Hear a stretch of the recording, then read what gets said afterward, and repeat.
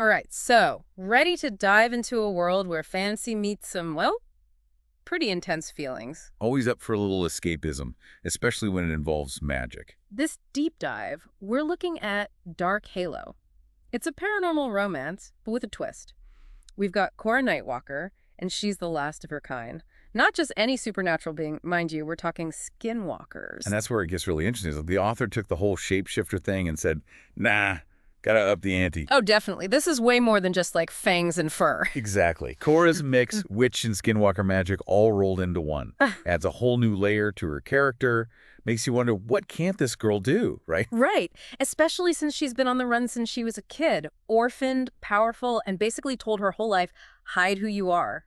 No wonder she ends up at a place called Igloo City. You'd think a place called Igloo City would be, well, a bit more on the quiet side, wouldn't you? Yeah, like a winter wonderland for supernaturals. Huh? Not quite. More like a melting pot. Vampires, reapers, you name it. Author really throws you into the thick of it. Talk about sensory overload. No wonder Cora has a panic attack when she first gets there. Imagine being surrounded by that much power and you're already struggling to control your own. It's like walking into a room full of, I don't know, celebrities, and you're trying to blend in, but you know you're about to be discovered. And trust me, Cora does not go unnoticed, especially when a certain someone named Zane shows up. Zane.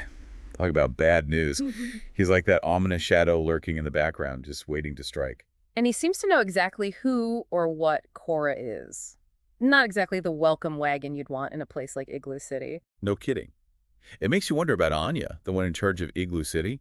She's got this whole protector vibe going on, especially with Cora. And there's that debt she owes to Cora's family, so it's not just about keeping order in Igloo City, it's personal. Right. It's like she's carrying the weight of the world, or at least the weight of this supernatural world, on her shoulders. Definitely not an easy job, especially with Cora's arrival.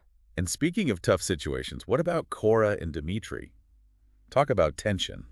The alpha of the wolf pack, and he basically tells her to get lost. You'd think she'd be welcomed with open arms, what with being, the last of her kind and all. But it's not that simple, is it?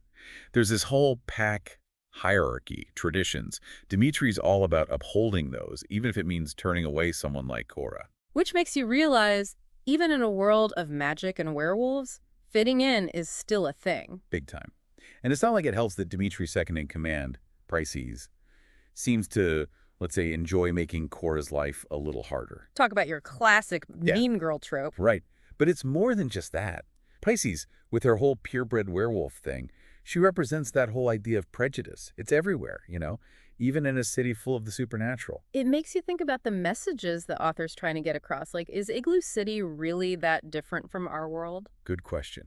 And just when you think Cora's biggest worry is fitting in with this pack, bam, Igloo City gets attacked. Yeah, and not just a little scuffle. We're talking about a full-on supernatural trafficking ring. And guess who's at the center of it all? Zane. Of course, who else? It's like he just keeps popping up at the worst possible moments. And that's where things get really interesting. Oh, Mike. yeah, that's when the author really pulls you in. You're like, Yeah. okay, this is serious now. It's like the author took something fantastical, this world of supernaturals, and then threw in this really dark element that mirrors our own world. And they don't shy away from the brutality of it either. Those descriptions of the collars, the way Zane controlled those captured supernaturals, it sends chills down your spine. Ugh, it was rough. It's that kind of detail that reminds you the stakes are high. It's not just about who's the most powerful skinwalker or whatever. It's about fighting something truly evil. Right, exactly. And speaking of fighting, how about that pack, huh? When Igloo City gets attacked, they really step up. You'd think that kind of chaos, it would tear them apart, but if anything, it brings them closer. It's like that crisis. It forces them to confront their prejudices, their differences. Like with Pisces.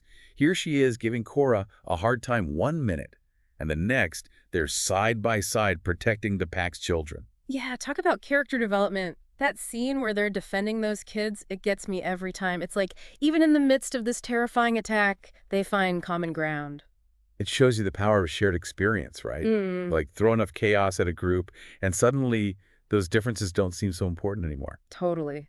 And through it all, we have Cora, struggling to fit in, trying to control her powers, and then bam, this angelic side comes out. Talk about a plot twist. It Yeah. makes you question everything you thought you knew about her. Like, where did that come from? What else is she hiding? And just when you think things can't get any crazier, Dimitri shows up.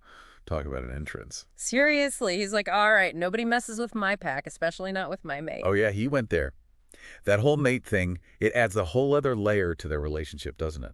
Absolutely. And that final confrontation with Zane, intense. But you can tell it's Cora who's the real powerhouse. She just unleashes everything, the skinwalker, the witch, even the angel. It's kind of terrifying, actually. Weird for sure. It's like she becomes this force of nature. You can't look away, even if Mhm. you wanted to. But like you said, even with Zane gone, there's still a cost. Yeah, it's not all sunshine and roses. They lost people. Pisces. That one was rough. It's like the author wanted to remind us that even in a world with magic, there are consequences. And that those consequences, they can be heartbreaking. But it makes the story that much more real, wouldn't you say? Definitely. And speaking of real, that ending with Dimitri claiming Cora as his mate, wow, didn't see that coming. It's primal, right? This raw, instinctive need to hold on to each other after all that chaos. But it's more than just a physical thing, you can tell. Yeah, it's like he's saying, you're safe now. We're in this together. Exactly. It's that deep connection that really resonates, even if it comes from a place of, well, intense circumstances. But what's really interesting is how the author doesn't end the story there. There's this whole other layer, this shift from personal struggle to something much bigger. Right. It goes from Cora finding her place to the entire pack finding a new purpose. It's like they're taking all the darkness, all the pain, and turning it into something, I don't know, hopeful. It's like they went through hell and back and decided, we're not going to let this break us. We're going to make something good come out of it. And that's what they do with Igloo City, turning it into this refuge, this haven for supernaturals who've been through the ringer. It's like they're saying, we've been there, and we're not going to let anyone else go through that if we can help it. Pretty powerful stuff. Definitely. But the author doesn't sugarcoat it either. Remember that scene toward the end where Cora's looking out at Igloo City and thinking about all those they couldn't save? It's a reminder that even with happy endings, there are always scars. It adds a layer of realism, don't you think? Like, yeah, they won the battle, but it doesn't erase the trauma, the loss. It's something they'll carry with them, always. And that's what makes the story so relatable. Because even in a world with magic and werewolves, those very human emotions, they still hit home. They do. Well, that about wraps up our deep dive into Dark Halo. What a ride, huh? Tell me about it. We went from shapeshifters and magic to supernatural trafficking rings and back again. Talk about a whirlwind. But it's those twists and turns, those moments that make you think, that's what makes a good story great, wouldn't you say? Absolutely. And this one definitely delivered. It made you question, made you feel, and ultimately it left you with this lingering sense of hope. And isn't that what we all need a little bit of these days? A little hope, a little magic, and maybe a touch of the supernatural. Thanks for joining us on this deep dive. Until next time, keep exploring those hidden worlds, and who knows what you might find lurking just beneath the surface.